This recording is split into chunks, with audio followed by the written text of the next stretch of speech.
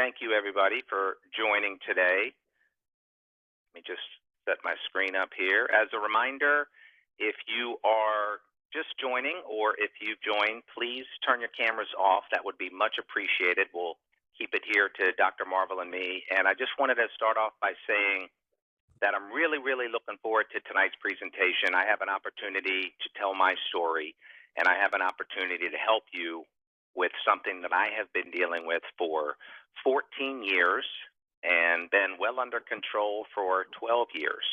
So first off, just a couple of little disclaimers. I want to make sure everybody know I'm not a doctor. I'm not affiliated with any organization. Tonight's presentation is sponsored by the Pudendal Neuralgia Association. We are a group that's been around for 11 years now. I'm a board member, and we take donations, so we would love your support, and we help people all across the world, which is incredible. So I'm not here to offer any medical advice because I'm not a doctor. I'm just a patient who is a nice guy in Orlando, Florida, with a wife and kids and loves to help people out. So I want to take you through what I call my journey, unlocking this puzzle, and how I've been successful and what I've been able to deal with and give you all some tips. And then, of course, Dr. Marvel has some Q&A as well. So you will have an opportunity to ask questions as we go through it. So first off, I already talked about some of the disclosures. I do want to mention that while I'm not affiliated with any drug company whatsoever, I do feel strongly about certain medications, and the reason why is because these have helped me so much. So I do talk quite a bit about how these drugs have helped me, ones that I'm still on to this day. So today's objective is really a couple of things that I want to talk about. One is identifying quality of life issues. Another is seeking the answers to what causes the pain. Successful treatments. I'm going to talk about making some lifestyle changes to improve the quality of life. And then going forward, managing flare-ups and setbacks. So it's really important that I touch on these. Before I do that, though, I just want to change screens real quick. So give me just a second because I'm going to move this presentation over to my other screen. So you should now see that over on the other side. So I don't have to keep looking to my left. There you have it. All right, everybody see that? Yep. Very cool. All right, excellent. So let me jump into something that I believe is the most important thing, and I can't stress this enough. I could talk for literally 3 hours about the mental aspect of this condition, Pudendal neuralgia. I remember to a T when I first squatted down in July of 2010, and I felt a twinge in my testicle that was just something that I'd never felt with before, and that set off this course to be, oh my goodness, what is this? And so I want to stress that I've been there, I feel your pain, and I want to encourage you all to know that it's okay to know that the mental aspect is equally important as the pain itself, because we all know that stress can make pain worse. And until I got that mental aspect squared away till I knew what I was dealing with, I was so incredibly scared. I also want to talk about another rule that I live by, which is do what you need to be comfortable. You don't owe anybody an explanation. And no matter where you are on this journey, no matter what puzzle piece you're in, maybe you haven't found out what you're dealing with, maybe you've been diagnosed and you've been living with it for a long time. For me, 14 years. I'm going to talk about something that just took place a couple of weeks ago, but you don't owe anybody an explanation to feel comfortable. So do whatever you can, wherever you go, ask for that comfortable seat, and don't think anything less of yourself because you need to do that. And then learn and research and listen to your body as much as possible. Get as much information as you can. It's just as much of it is your job as it is for your doctors. And that, for me, was such an eye-opener, because when you walk into the doctor to say, hey, I need your help, I've been in this unbelievable pain for so long, you would be amazed at how much you can find and how much, if you just listen to your body and talk to others and get the help you need and start trial and get back to living a good quality of life, how much of that is contingent on you really knowing as much as you can about this, learning, getting every little nugget that's out there that's possible. So these are 3 of the rules that I live by, and I kind of want to jump into them as we get going. I want to talk about my journey because I think it's really, really important. As I mentioned, that in July of 2010, I can remember the hotel that I was at. I was out of town traveling for business. I actually had what I call come and go testicular twinges for 15 years prior to that sudden onset. Now, for the record, for the males that are on the call, thank you for joining. The pudendal nerve actually doesn't go to the testicle, it goes to the scrotum, but it's very hard to tell the difference. And so I was dealing with this for 15 years prior, but it never lasted more than 24 hours. And then after the sudden onset, I had many tests, saw many doctors, took many medicines, and all the tests were fine. And it's so funny going in and getting all these tests, and then you actually want something to appear on the test because you want to know what this is that you're dealing with, and everything came back fine. So it's incredible to kind of know, as I look back on that journey, that no, I didn't want to know. I wanted the test for that particular test to be okay, but in the back of your mind, you're saying, hey, maybe one of these tests will tell me what was going on. Excessive sitting. I'm in a corporate role. I've been in corporate America for 30 years. Constantly made my life difficult. It is extremely tough to hide the pain from the family. Many, many times I tried to do it, and finally I let it all out and started telling everyone what was going on, especially being a dad. I have young daughters at the time. They're older now, but I was so scared, and I remember those days. I spent many nights and days with ice packs pressed against my testicles. I'm going to talk about these ice packs and what they've done for me. I still keep them.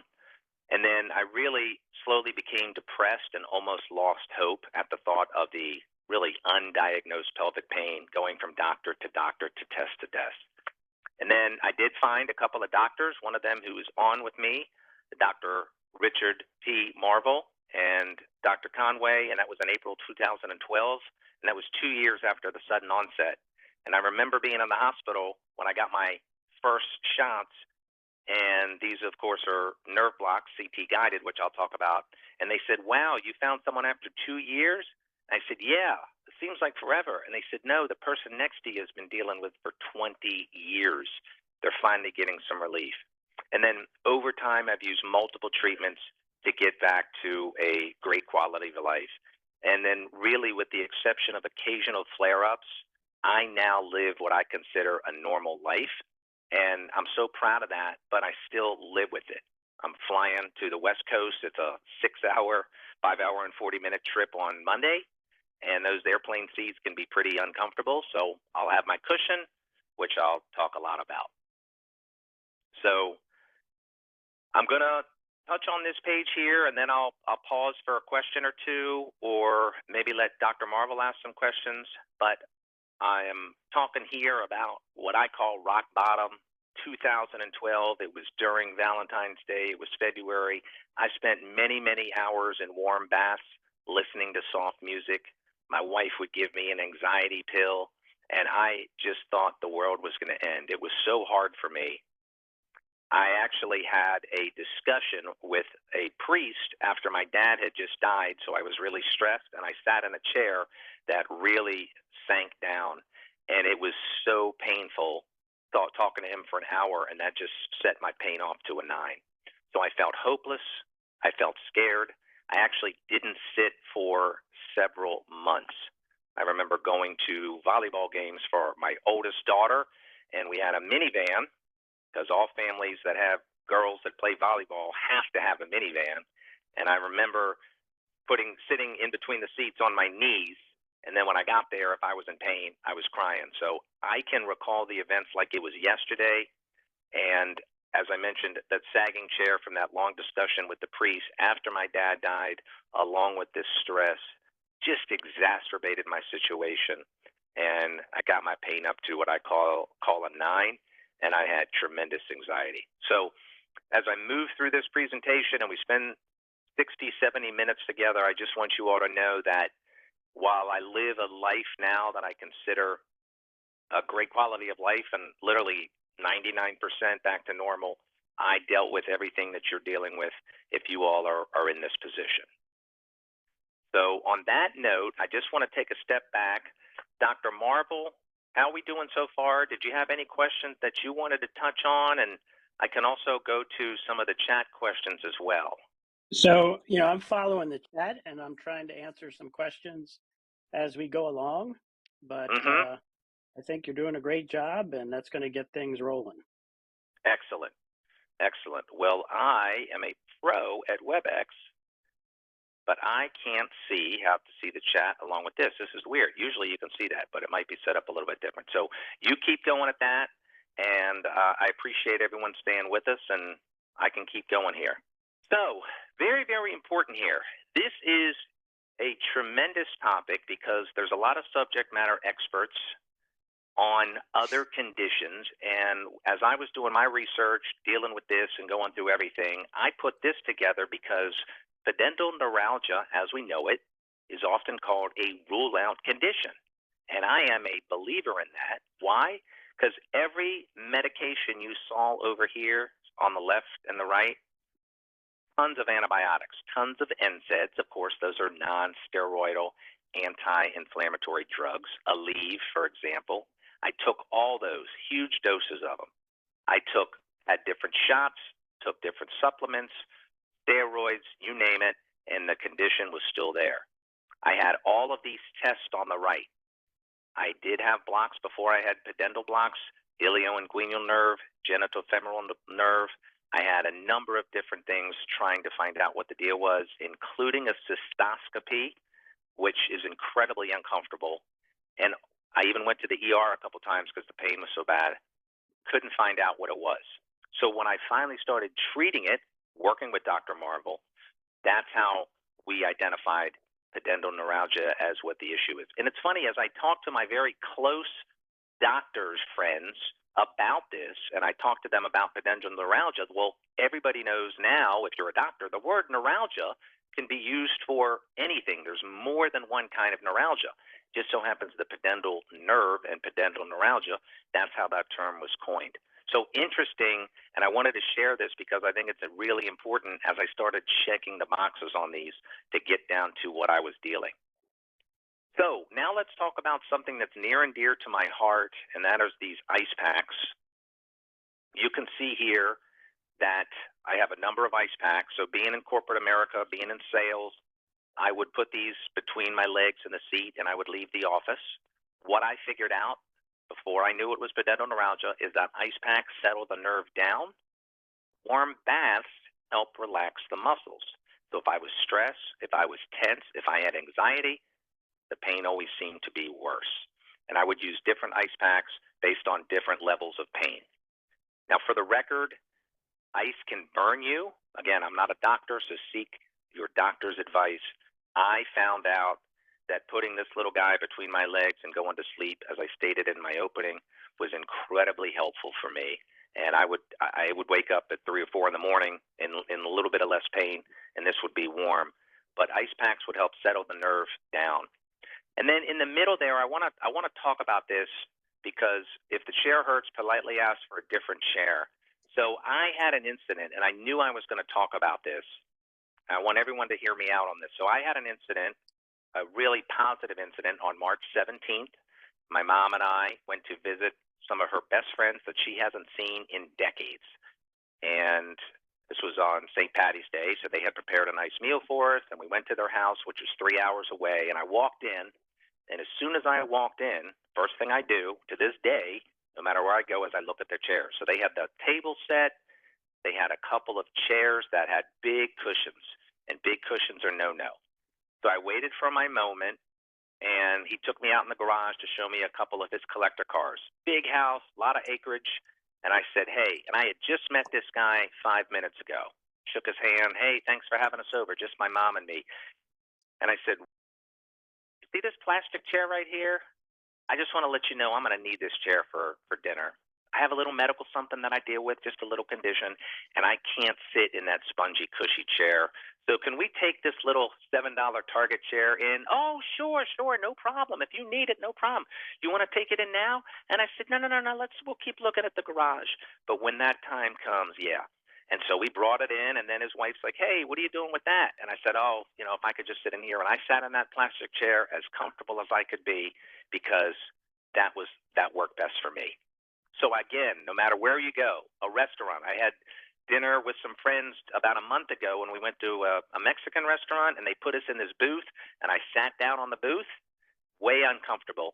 So I asked the server in a nice way. I said, hey, my friend, could you bring that chair and put it on the end for me? I would be so much more comfortable. He said, absolutely. Done, problem solved, we get back into it. So never be afraid. And then I'm going to talk a lot more about my cushion. I could write a book on my cushion. It just has helped me so much. But in addition to that, some soft music also helps with the pain. So before I jump into my cushion, which still gets me excited because I still bring it everywhere I go because I never know when I'm going to need it, I want to talk about 5 separate components, and I'm going to move a little quick on these. So I had 5 CT-guided nerve blocks over 8 years during my sudden onset when I got diagnosed, and then also I had a horrific flare-up where I needed a couple, where I was down and out for a month. The CT-guided nerve blocks are I can't remember what this stands for, but that's where they can actually see the needle that goes in. Incredible process. I used the cushion every time I sat for years, and I still carry it to this day. I also still take a small dose of a tricyclic antidepressant. That would be amitriptyline. I take a very small dose. I cut the smallest dose in half, but I started small, and then I worked my way up. I'm very mindful of my body, adjusting my lifestyle, paying attention, very careful how I get into cars. I don't ride my mountain bike anymore. That I know contributed to the issue. And then I'm on a antidepressant, which I absolutely love, that I've been on since 2018, and that's called duloxetine. Duloxetine is the generic for Cymbalta, and that has been life-changing for me because I had way fewer flare-ups or issues from 2018 to 24 that I did from 2012 to 2018 when I wasn't on that drug. I had tried something else. So before we get into the cushions, Dr. Marble, I'm going to pause. Anything from you, anything in the chat that you want me to touch on? Did you gain any weight from Cymbalta? Not as much as I did on amitriptyline. But Cymbalta, when I was on a higher dose, a little bit, but it was worth it. I'll take that all day long. Great question. Dr. Marble? So I wanted to make one quick point. You mentioned that pudendal neuralgia is a rule-out diagnosis. And many people look at it that way. However, think of it this way. If you had a varicocele, so dilated veins, does that mean you can't have pudendal neuralgia? Answer, no. If you're a woman and you have endometriosis, does that mean you can't have pudendal neuralgia? No. So in persistent pain, we know that most people have overlapping conditions. So it's not truly a rule-out condition, because compared to acute pain, where there's one cause, with persistent pain, there's multiple causes. So it's a whole different physiology when you move from acute pain to persistent pain. Well said. And please forgive me if as I said, I'm not a doctor. For me, it was getting to that's all fine. of those, that's all what of those everybody other else things. But tells that's you. a good point. Yeah. And I will never, ever forget coming out of your office, April 2012. I think it was the 12th. And I said, hey, we think we've identified the nerve. I called my wife, and then you go through the treatment. You know, you're like, hey, finally, I have something that I can start to treat, you know. So do you want to answer a few questions as well, or would you like me to keep on moving on? I think it'd be best to go ahead, and then we'll take questions at the end. Excellent. All right. So 7:26 my time, 26 past the hour. Again, thank you all for joining. If you joined late, please turn your cameras off and let's keep moving. We'll have plenty of time, and I hope that you're enjoying my story here, my puzzle. So I want to touch on something that's incredibly near and dear to my heart, and that is what I call the art of making these cushions. So I have a cushion right here in my hand, and I'm going to talk about these because I have 13 of them, and I make them myself. My wife does help me. And what I did is I started out with what you can see here, which is any kind of a dense pad. This is a Target kneeler, and I cut it, and then I take a piece of, I went to a fabric store here, as you can see. I think everyone can see that. I went to a fabric store, got myself some fabric, and then I went to my tailor. No, I don't have a tailor, but a seamstress who can sew. And I said, hey, Annie, I need your help sewing this cover on this cushion. So what you can see on the left looks pretty horrendous, but on the right, it looks pretty good. So for years and years and years and years, I sat on this thing every time I sat. Now I only sit on it when I need it with certain cushions. I have them in the car. I keep them in my bag. I will be going to the West Coast next week for a week, and I don't know. I often research what the chairs are going to be like. But if I had to point to one of the top two single things, I keep it in a nice little bag like this. This is kind of a little casual bag, and then I have one that is a little bit more professional, but I'll keep that. People think that I have a laptop with me, but I don't care. But if I had to point to one or two things that were the most important, it's my cushion. And what a lot of people don't know is that for a male, and again, speaking for a male, the cushion is an incredible device because it allows you to sit without putting pressure on that nerve. It gives you that space. So many people that I talk to say, hey, Keith, you'll love this chair. It's got plenty of cushion. You might not even need your cushion. Oh, well, thank you very much.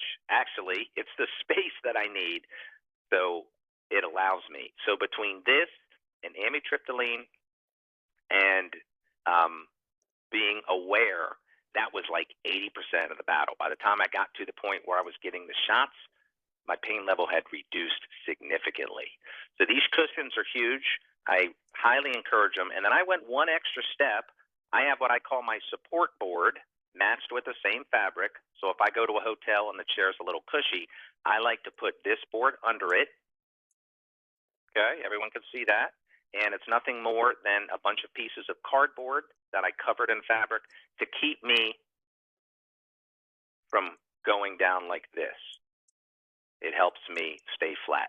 So I can sit in a hard seat, no problem. I can sit in my nice Herman Miller chair right now, no problem. I invested in a $1,000 chair, and I wear a $100 watch. Some people have a $1,000 watch, and they sit in a $100 chair. But when you have a medical condition, you want to be comfortable. So to this day, I am so proud of the fact that I not only took this everywhere and had my little backpack, but, you know, as a male and being in business, you break it out, but I never, ever drew any attention to it. And if people would ask me or they'd pick on me, a couple people make comments, I'd say, well, you wouldn't make fun of me if I needed a cane to walk. So it just so happens I need a cushion to sit. And they say, hey, great point. So I highly encourage you, again, to get comfortable and do whatever you need to do. And for me, having these cushions is huge. And I want to give a huge shout out to Dr. Marvel, because it was he who mentioned this way back in 2012. So I have a gray one too. I have different colors. I even have a white one. So they are just something that's helped me so much. And I can feel the pain in a chair when I don't have it. So as I mentioned, when using the PN cushion, it allows you to sit without pressure on the nerve. You don't need to explain to anyone why you have it or draw attention to it.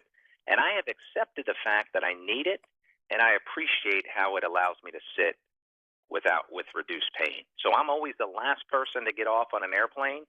Well, not the last. I usually sit in the back anyway, because I got to stand up, grab my bag, and I got to take my cushion, take my support board, put it down on my backpack. It takes me a couple of minutes longer.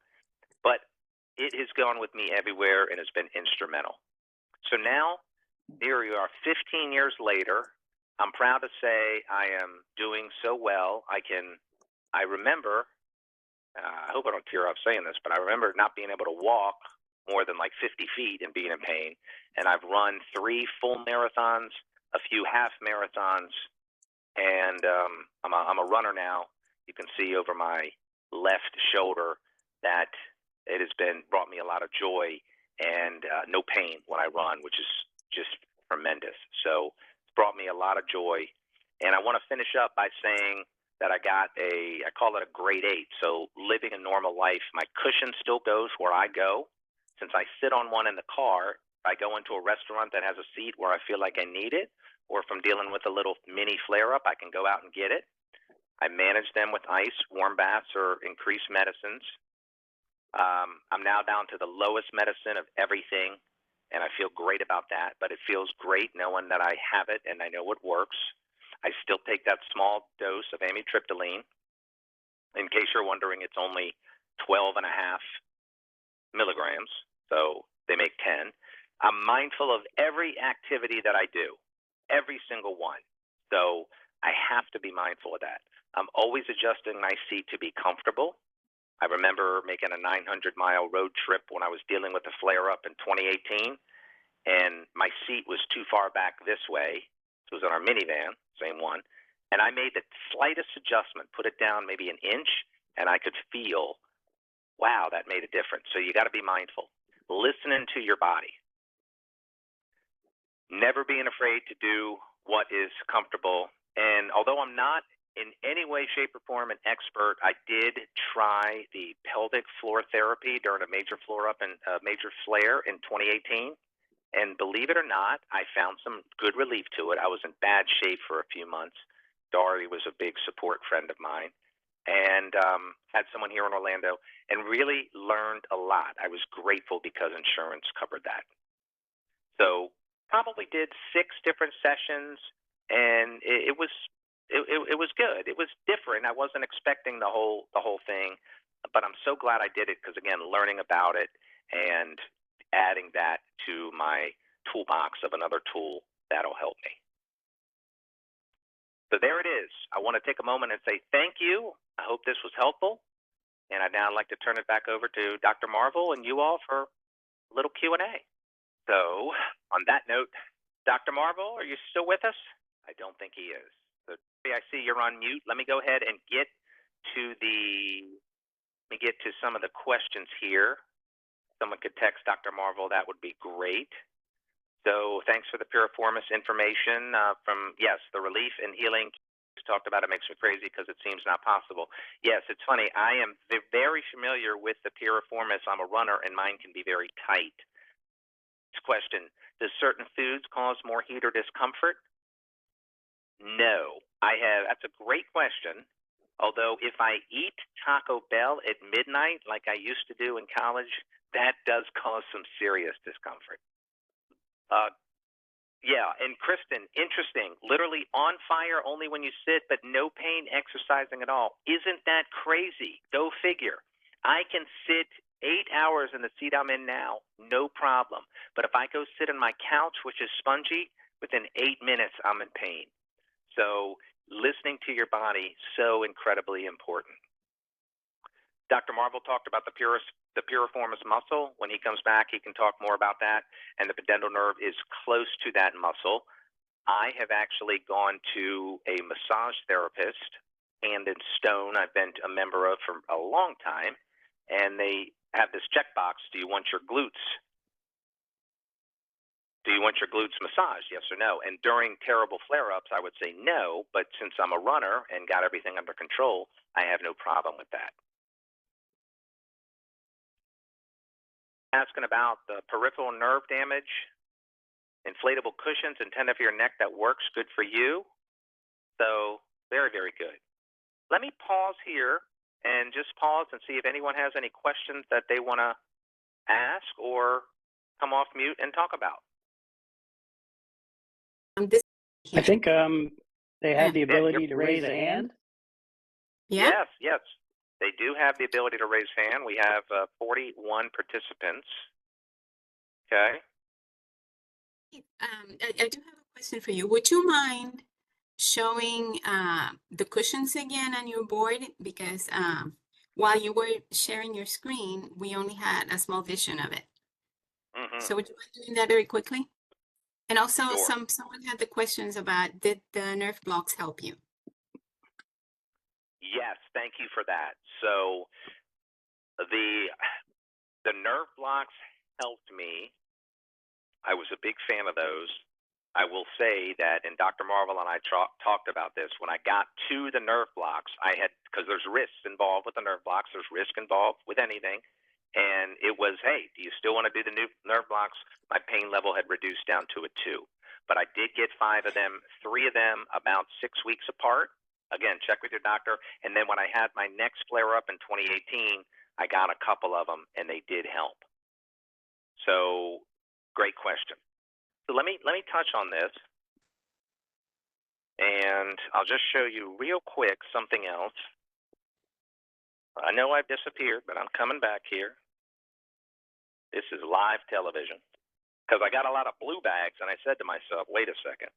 So these are here's my cushion here, and I have about 30 of them stocked up, and this is, I labeled them as to when I built them. This is the target kneeler that I was able to cut. So I did the measurements. I'm very handy, and you can see here's my gray one. Here's my brown one, which is for business. I always like this. And again, the cushion would allow me to sit. Let's say this is the chair. It's incredible. The cushion would allow me to sit, and I did this for nonstop at least 6 years. Every time I sat, without putting pressure on that nerve, on that pudendal nerve. And the pudendal nerve goes to 3 branches: tip of the penis, scrotum, rectum, and my pain focused on primarily on the scrotal area, on the genitals. Incredibly painful. So I could sit, not have to worry about this. And the board just would help me sit down unison, as opposed to, even on a cushion, sinking a little bit. Sinking is the kiss of death. So here's one of my bags, and I'll sling this over my back, right? I would take this everywhere. I mean, this was my look. I would go to business. You know, we go out to dinner, and I take this, and everyone's like, hey, what do you got there? I'm like, oh, I have a cushion. What are you getting tonight? So I have a couple of bags, and I have another bag, and then I do have a computer bag, my laptop bag, when I'm professional and I have my suit jacket on, and it fits right in there. So I hope that helps. I'm such a big fan, and again, I still will bring this. Now I get, since I'm having more under control, I can do some research and say, hey, so-and-so, can you tell me where we're having dinner, or send me pictures of the chairs? I'll do the research, go on to Yelp, see what the chairs look like, and if it's a hard wooden chair, I'm good. If it has a little cushion, I'm bringing my cushion with it. Question from... Can you hear me? We can hear you. Yep, you came off mute. You're doing great. Thank you for joining. Yes, thank you very much. I started coming down with discomfort in November of 23, and I thank God for my brother being a scientist. When I gave him my symptoms, he suggested pudendal neuralgia. So that was only, 6 months ago, I suppose. And what I've also been diagnosed with was peripheral nerve damage from an antibiotic allergic to allergy to augmentin. I don't know what's causing the heat sensations that I get. They're really bad. My groin heats up, usually around the, I'm gonna have to, and I may be saying the wrong words, but the femoral crease on the left side, where the groin and the femur meets, in there, it feels like sometimes like like something's being injected into me, and it pulsates like every 10 or 15 seconds, and the heat gets incredible. Goes from my rectum to my scrotum to the tip of the penis, and it's very hot. It's uncomfortable. Then it does go down my legs, and it engulfs my entire body. And I use ice packs. And what I'm concerned about too is the ice packs. Are they bad for the prostate? Because I've been treated for prostate infections a couple times now since November, and I don't know if you putting ice down there is good or bad. I try not to leave it there too long, but sometimes it's the only thing that cools me down and makes me feel comfortable. Now, Yeah. in November, when this all started, I also ended up with a yeast infection from the heat, and it was misdiagnosed originally. It was I was told I had cellulitis, and that's when I was given the antibiotic. I had the reaction. Then I was told I had yeast infection. I was given terbinafine and a topical ketoconazole, topical nystatin. And I also used, to get relief of the burning pain, was a Vagisil with a pain relief killer. I can't think of the pain relief killer that's in it now, but Make you sleepy. well, it was a topical, but Yeah. it relieved the pain momentarily. But what I don't know is if that caused any nerve damage to me, because I mean, it's not normal to put that stuff down by your rectum like that, but it was the only thing to give me relief. Now, Yeah. since then, I've been to almost 20 doctors, and it was probably doctor number 15. And I was asking every doctor, do I have pudendal neuralgia? And they all looked at me like I had three eyes and said, no, I don't think so. So I asked a few doctors. By the time I asked a few doctors and research my wife and I had done, I figured they don't even know what I'm talking about. So Right. I went to a neurologist who suggested I go to a rheumatologist. He was the first one to tell me I had pudendal neuralgia. Then I went to my urologist, and he confirmed, yes, you do. What are you going to do about it? I was told to go to pain management for the nerve block. Now, I'm afraid to get the nerve block because I've read where people, and you could help me out on this. People say that it caused nerve damage, like it destroyed their nerve, and the pain is worse. Yeah. Now, me not knowing, is there any truth to that? That was a lot to unpack there, and I appreciate you sharing. I don't, and I know it's good. I'd be happy to talk to you one-on-one if you want to set up some time. I would love to. And kind of give you my advice. I Yes. will say that you brought up and so some of that, again, I'm not a doctor, but I know what you mean about the ice. And I will just say this, and then I want to keep moving to make sure everyone has a chance. I think said something that I want to say. It's individual in every person, right? And that is so true. So one person said they can exercise, but they can't sit, or they can, I could do X, but I couldn't do Y. And so ice for 10 or 12 minutes, what they say is fine. As far as doing damage, if you leave it on for too long, yeah, that could happen. And but again, I don't want to. When I was going through the pain and I needed it, and I couldn't sleep at night because I'd wake up or have to keep my legs a certain way, I chose to keep the ice on there to take that chance, good or bad. So we had already had our 4 kids. And I said to him, this is ridiculous. I remember my wife coming in one day and said, hey, how you feeling? I said, I feel pretty good in the morning. Well, I found out through another doctor that pudendal neuralgia actually feels good in the morning. Boy, it doesn't last that long when you get to 12 noon.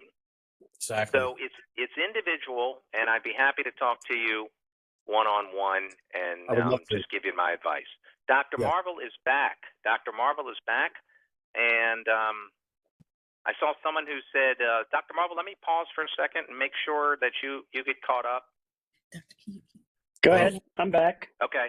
I thought it was really interesting. Go to the Somebody said that they could not sit on a hard surface. They needed a cushion, and I've heard that as well too. Correct. We've had presentations. I could sit on the hardest, cheapest Target chair for $6 all day, no problem. But yet you put me on a cushion, and that was my issue. But I have pudendal neuralgia, so as Dr. Marvel said, there could be other things that are going on in there as well. So, anybody else? Did you want to say something? I see your hand is up. I love the people using the hand feature, and feel good to take yourself off mute and come on camera only if you want to. Are you there? We can come back. I can go to. I see your hand is up. Everybody here on the side. Hi there. Oh, sorry. Back. No worries. Thank you for joining us. What's up? Hi, thanks for having me. Actually, can I ask Dr. Marvel a question? It was absolutely Sure. just a pain management position that I have a Susan, nerve can you hang on for stimulator, just- so I tried, and the trial was, yeah.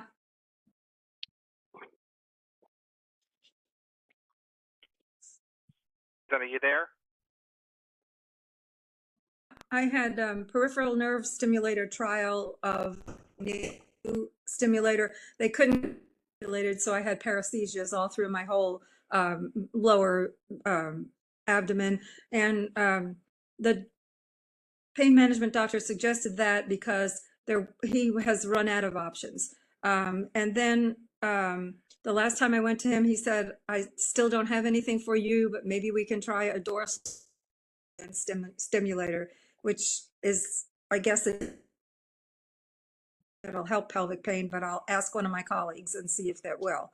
So I don't want that. I don't want that appliance in me. I don't want that device in me. I don't want to feel anything in my body that doesn't belong there. And I don't know, this is coming on 5 years that I have not been able to sleep on my left side at all. So we need to keep these questions to general questions about the condition as a whole, not personal questions. Okay. I'm unable to answer personal questions without doing an evaluation exam, etc. Okay. So if it's a general question, I'll do my best to answer it. What do you think about DRGs or nerve stimulators for this? So DRG is a type of stimulator where you place a lead at the dorsal root ganglion at a particular level in the spinal cord. And if you can document that those nerve roots are related to the pain, then you can get good relief. And it is a treatment that goes to the problem, which is the nerve not functioning correctly. So it depends on the situation, and if nerve root blocks give temporary relief, then that's identified the pathway. So if you've had, or if somebody gets nerve root blocks and that temporarily eliminates the pain, then a DRG stimulator could be a good option. Excellent answer. So thank you for your question. I'm gonna call on you, and then Chris on deck. So you've been so patient, but I did miss. So hi. Hi. I just wanted to ask you, Keith, did you have steroids in the injections that you had, in the blocks that you had? Yes, it was a little concoction of steroids and I want to say lidocaine, Okay. bupivacaine, just a kind of a little concoction of a few things. They give me a little sedative. I was just to keep me calm, and then face down in a tube, and they go through in there. So yeah, lidocaine, bupivacaine, and some steroid, and they go right down there and they spray right over that nerve. Okay. And did you get a long-lasting relief from that? Yes, I did. I wasn't in a tremendous amount of pain. I had to wait in line to get in there, but I remember specifically not being able to sit a certain way, and then after I got that shot, we really went down in there, in Alcock's Canal, it's called, and it worked wonders. So if it's done right, yes, for sure. I wasn't in a lot of pain when I first went in to get the shots. I had already done, with the cushion, the amitriptyline, lifestyle changes. Dr. Marvel and I talked about that. So that was kind of one of the things that I did for sure. Okay. So I'll make a comment real quickly about steroids. So we don't really have good data on steroids giving benefit in peripheral nerve blocks. And that is compared to nerve root blocks, which steroids definitely help. But a nerve root is compressed from a herniated disc, and the mechanism of damage to the disc causes local inflammation, and that causes swelling, and that compresses the nerve. So in a herniated disc causing nerve root pain, steroid makes sense and has good benefit. But a peripheral nerve pain, we do not know if there's active inflammation, and we have no data to show steroids give benefit. In one very small randomized controlled trial, it made no difference. And blocks gave 1 year of relief in about 15% of patients, either with or without steroid. So blocks can be helpful in managing flares, in adding some information to diagnosis, but blocks are not the end-all be-all treatment. So in my opinion, having done this for many years, the first step in the treatment has to be avoiding things that aggravate the nerve. And sitting is one of the big ones. So the cushions that Keith talked about is one of the ways to try to avoid compressing the nerve by sitting, because it goes between two ligaments, and it also goes through Alcock's canal, which is just towards the middle of the ischial tuberosity, which people refer to as their sit bone. So that's why the cushion is important. If you get pain with sitting, and it's definitely a pudendal nerve issue, you're getting pain because you're aggravating the nerve. And the more you do that, the less likely you are to improve over time. Excellent. I'm going to go to, and then I see we have some hands below. If I pronounce that correctly. You've been so patient. Thank you. Thanks, Keith, and thanks, Dr. Marvel, for being on this.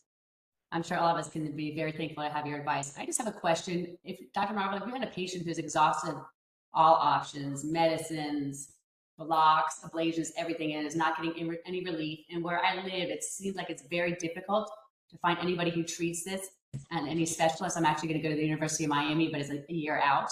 What would you recommend doing beyond everything that you guys talk about, the blocks, the medicines, ablations? I mean, is there no cure? Is there a surgery that is possible? What is your experience? Well, so the first thing, going back to what I mentioned earlier, is that persistent pain, there is no one thing that is the cause of persistent pain. It is a combination of things. So one of the first things I think about is if a patient has had every treatment for pudendal neuralgia and failed, what other conditions could be related to their pain? All right. Maybe the diagnosis is incorrect. Or maybe it's 4 different parts. So I'll give you an example. The pudendal nerve goes through what is called Alcock's canal, which is a condensation of the tendon of the obturator internus muscle, which is a hip rotator. In patients who have a labral tear, the muscles around the hip joint tighten. And that's what causes stiffness following an injury. And the tightness is meant to help the joint heal. But if the obturator internus muscle tightens, that will compress the pudendal nerve. And in that patient, fixing the labral tear is part of the pathway to getting the nerve better. But if you inject the hip with numbing medicine and steroid, it doesn't significantly alter the pain, because the pain is not being generated in the hip joint, but it's being generated because of the hip dysfunction. Correct. So evaluating to try to find all the different parts that are related, and then trying to find a management for each part makes a difference. And when it comes to medications, I had a patient referred by another pudendal nerve specialist who had gone through everything and nothing worked. And we focused on protecting the nerve, and then we put her on a medication that's lower than the lowest dose that's made. And now she is doing very well and has minimal pain. So the dose of the medicine is very, very different in different people. Right. But you have to try the medicine and titrate the dose up as long as you have no side effects. Yeah. To get as much benefit as you can while you're doing all the other things that you find during an evaluation. And most people have the ability to get better. It's just a matter of what it takes for any individual patient based on their evaluation. Let me ask you this. How are most, like, I actually tore my hamstring, that I'm just gonna give you that, tore my hamstring, and that's exactly when the symptoms started. Where do you find women, what's the cause of it? I mean, I know childbirth and stuff, but what's another cause for it? Well, keep in mind, if you tear your hamstring, that is an acute injury, and that causes acute pain. And that is a very different physiology than persistent pain. Those are two completely different clinical issues. So you can't compare a persistent nerve pain to a tear in the hamstring. Because they're totally different. It's like saying diabetes versus hypertension. They both cause peripheral nerve injury, but they're two totally different disorders and treated in different ways. So what do you find is how the women who are diagnosed, what is it, what's the cause of it? Besides, like, people say childbirth, which that was, I mean, that's not even, I mean, would it come 20 years later from childbirth, or is it? Absolutely. Absolutely. It can. And the reason is, first of all, it's probably a combination of minor injuries over years that add up to be what we call pudendal neuralgia, not any one event.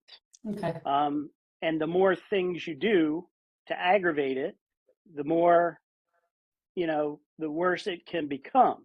Now, some patients ask me, well, how can professional cyclists not have pudendal neuralgia? Great question. But the answer is they're self-selected. They have an anatomy that prevents pudendal neuralgia. Because if they had a pudendal neuralgia-like anatomy, they wouldn't be able to survive enough to be a professional cyclist. So everybody's different, and their anatomy, their bone structure, their physiology, their combination of other factors, it's a combination of all those things that add up to the problem that they have. So, but childbirth causes a pudendal nerve injury 25% of labors, 1 in 4. Most of those injuries are mild, and most of those injuries resolve. But the fetal head passing through the birth canal, when the ischial spine is short or rotated, can put pressure on the nerve. So when it comes to deliveries, very slow second stages, which means the time you're pushing, can be a risk factor, but very fast deliveries can also be a risk factor. One, because you compress the nerve over 2 to 3 hours, and the other one because you stretch the nerve acutely. So it can be different in different people. But can an yes, MRI you show can have, the damage? Can an MRI show? Well, does that show the damage to the pudendal nerve or anything? So that's a great clinical question that we don't have an answer to. As a general rule, persistent pain is a physiology that's altered, and imaging shows structural alterations. And we learned when we started doing MRIs for back pain that the majority of the population have changes in the MRI, but they may not be related to pain. So any imaging finding may not even be related. And that's the problem with using imaging.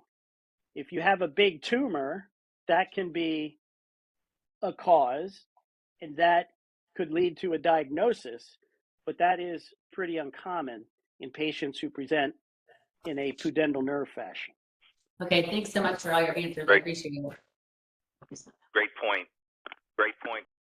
You touched on a few things that you told me back when we started working together. I want to scroll down to the bottom of my screen here. Is it, if I pronounced it correctly, you've been so patient. Please go ahead when you're ready. Oh, hi, everybody. Hey there. Quick question. Well, I hurt myself swinging a pickaxe 12 years ago and developed pudendal neuralgia, and I've had 2 remissions, 5 years and 2 years. My question is, I'm just now getting into the cushions because I before didn't feel like they were helpful. I found more of a donut because, Keith, like yours, it feels like the side is cutting right into my Alcock's canal on this side. I'm unilateral pain. So I guess I wanted to ask Dr. Marvel, should I be worried? I'm menopausal age, sitting on the donut for work all day. Will that cause any organ prolapse? So prolapse is a completely different story, okay? I want to start by saying that probably the majority of women that have vaginal deliveries have some amount of prolapse. Yes. But the vast majority of them don't have any problems from it. I just didn't want to make my body worse and have my uterus start dropping out since I'm on a donut cushion all day. Correct. And I understand that. But that, unless you are, let's say, sitting on a donut cushion and lifting, a treasure chest of gold bullion and, bearing down, Okay. the donut cushion's not going to cause prolapse. Great. I was worried. Okay, thank you. But if you're sitting on a donut and lifting weights above your head, no, that could be a different story. Wasn't my because plan. you're putting pressure downward. Okay. Thanks. Yeah. And donut cushions are not really specific for pudendal nerve. Yeah. And swinging a pickaxe is not a typical type of injury that we see. I'm commonly seeing somebody about the hips. I've got labral hip tears. So I've found a There you sports go. med doc willing to take an injection at a time, intra-articular and extra-articular, so that we can But maybe remember, if they inject the joint, they're not going to numb the nerve. Right. She was only using lidocaine. She said she was not going to use steroid. Correct.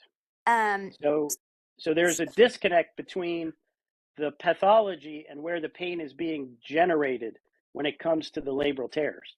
But most people who have labral tears also have some hip pain when they walk a long distance. Yeah, I don't. That's why I wasn't buying into that. I know, but I can see where the pelvic floor can take the hit if there's hip dysfunction, and then that pelvic floor is being called upon to maybe compensate the OI and the piriformis, and so I can see that connection. Very good. By the way, I do have a recording of this, as well as I did a recording that was a little lengthier that I can send out to everybody, and that talks about my story as well. So, see, you've had your question up. Do you want to come off mute and ask your question? Sure. Thank you. And thank you both for being here. I had a question with the doctor, and appreciate Keith's story. And I'm sure it was a difficult time. And it seems like 2 years wasn't that long compared to what I hear about a lot of women. And I'm wondering, from the doctor, in general, are women more complicated in these cases, or am I just hearing stories that are particularly difficult because I go online? All right. Well, there's several good questions in that question. Number one, men don't go through childbirth and pass a baby's head through their pelvis. And that makes women totally different when they've had babies. Okay. So the birth, the physiology, the mechanics of the birth can cause a lot of issues in the pelvis, the musculature, the support structures, the nerves. And that is something that men, do not have. So that brings all those things in to the diagnosis in women. So that's one factor. Another factor is the hormonal changes and the hormonal fluctuations. Women go through cyclical changes in reproductive hormones that affect the tissues in the vagina and the opening of the vagina. And the opening, called the vestibule, is an estrogen sensitive tissue. So things like birth control pills can affect that. So there are a lot of other factors that affect pain and tissues in the pudendal nerve distribution that are not present in men. So there's some factors that are unique that